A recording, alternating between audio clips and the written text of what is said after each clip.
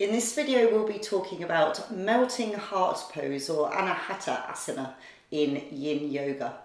So this pose is, as the name says, it's a beautiful way to melt your heart down to the earth for it to be nurtured and supported.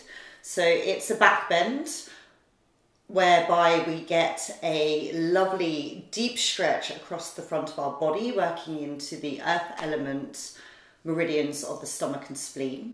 On the back body, we're getting a gentle bit of compression, a light bit of stimulation, and we're bringing our spine into extension. So we're working with the urinary bladder meridian there and the kidney meridian belonging to the water element. And in the upper body, we have a lovely opening here to the front of our chest and the front of our shoulders, which is working with the heart meridian and the lung meridian. So Anahatasana is best approached from tabletop position. If you have sensitive knees, then it might be a nice idea to pop a blanket underneath your knees, as you'll be here in the longer hold time of a yin pose. So anything from 3 to 6 minutes, really, depending on how you want to approach it, sometimes even longer. So taking your knees about hip width apart, so they want to be comfortable and stable. And we'd like to keep our hips more or less over our knees in this pose. Then we begin to come forward. Let me just move myself back. So we begin to come down into the pose. Okay, so here we're getting this lovely stretch across the front body, lengthening through the spine, extending through the spine. Make sure that you keep your back of your neck nice and long here. Now, a few things to mention. For some people, coming down slow will not feel comfortable, or likewise it might make them feel a little bit claustrophobic.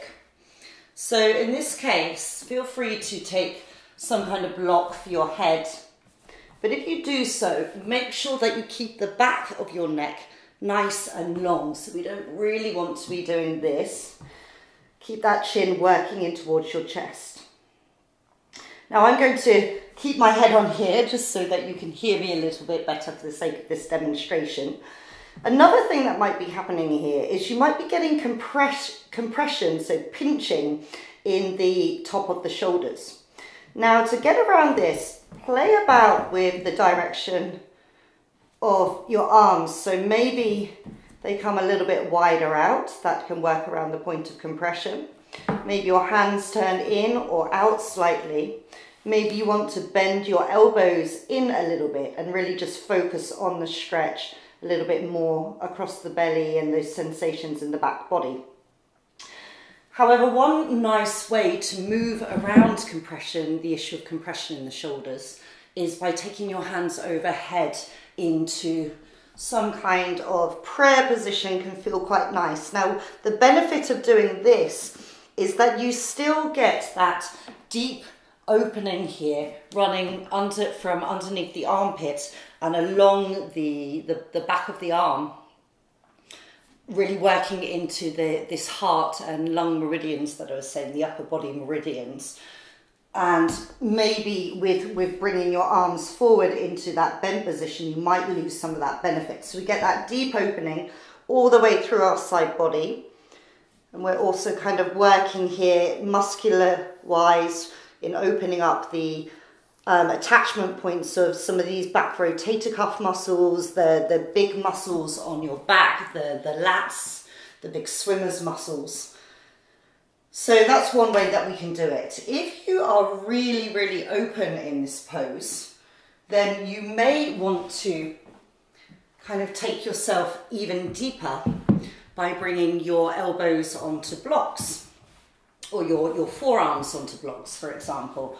So this is going to offer a deeper stretch here from the armpit and along the arms. So really good if you're trying to center the energy in these upper body meridians. And again, maybe on blocks might work for you there. And this for me offers a really nice deep compression between my shoulder blades there in the back of my heart space, which is also something interesting to work with for me sometimes. Okay, so there's a few options. Another option is you may want to take it one arm at a time. So you can make a little cushion for your head, either bringing your forehead to your arm or bringing it just behind the arm and kind of tucking it in to stop yourself sliding forward. So something like this.